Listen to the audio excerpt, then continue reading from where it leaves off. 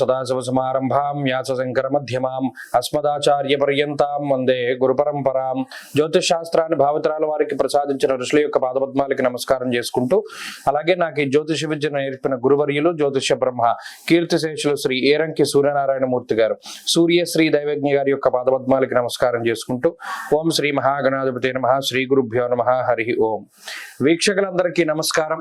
ధనురాశి వారికి ఈ వారం సానుకూలమైనటువంటి వారంగా చెప్పవచ్చును. షడ్గ్రహ కూటమిలో భాగంగా ఈ అర్ధాష్టమ స్థానమందు ఉన్నటువంటి గ్రహాల వల్ల కుటుంబపరమైనటువంటి, అలాగే ఉద్యోగపరమైనటువంటి, చదువు సంబంధించినటువంటి, అలాగే వ్యాపారపరమైనటువంటి సమస్యలతోటి బాధపడుతూ ఉన్నటువంటి ధనురాశి వారికి ఈ వారం లగాయితూ కొంత ఉపశమనం ఉంటుంది అనేటువంటి విషయాన్ని మనం చెప్పుకోవచ్చు. దీనికి కారణం అర్ధాష్టమ రవి యొక్క దోషం తొలగిపోవడము, ఈ వారంలో చంద్రబలం పరిపూర్ణంగా ఉండడం అనేటువంటి అంశాలు వాటిపై ఎక్కువ ప్రభావాన్ని చూపిస్తాయి. ప్రత్యేకించి తల్లిదండ్రులకి సంబంధించిన ఆరోగ్య సమస్యలు, కుటుంబం అంతఃక్లేశ గృహశ్చిద్ర అన్నారు. అంటే కుటుంబం విచ్ఛిన్నమైపోతూ ఉంటుంది. అక్కర్లేని తగువులు, అనవసరపు ఈగో ప్రాబ్లమ్స్, మాటకి మాట సమాధానం చెప్పుకుంటూ చిన్న గొడవ వల్ల పెద్దగా మారిపోయి కుటుంబ సభ్యుల మధ్యలో పొరపచ్చాలు ఏర్పడి వారి మధ్యలో ఉండేటువంటి గ్యాప్ పెంచేలా చేస్తుంది ఈ షడ్గ్రహ కూటమి.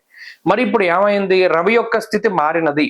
పంచమ స్థానంలోకి రవి ఎప్పుడైతే వెళ్ళిపోయారో కొంత ఈ కుటుంబ సభ్యుల మధ్యలో ఏర్పడ్డటువంటి గ్యాప్ అనేటువంటిది తగ్గుతుంది. అలాగే తల్లిదండ్రులకి సంబంధించినటువంటి ఆరోగ్య సమస్యలు మెరుగుపడుతూ ఉంటాయి.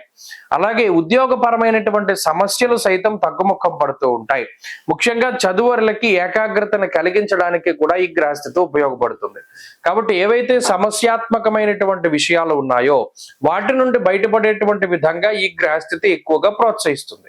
కాబట్టి ధనురాశి వారికి ఈ చంద్రబలం ఉండడం, అర్ధాష్టమ రవి యొక్క దోషం తొలగిపోవడం అనేటువంటిది చాలా గొప్ప విషయాలుగా చెప్పవచ్చు. ఎందుకు? అక్కడ శుక్రబుద్ధుల యొక్క అనుకూలత ఉన్నది. శుక్రబుద్ధులు ఎప్పుడైతే అనుకూలిస్తూ ఉంటారో కుటుంబపరమైన విషయాలు, చదువుకు సంబంధించిన విషయాలు ఇవన్నీ కూడా చాలా మంచి అనుకూలతని కలిగి ఉంటాయి అనేటువంటి విషయాన్ని కూడా మనం చూడవచ్చును.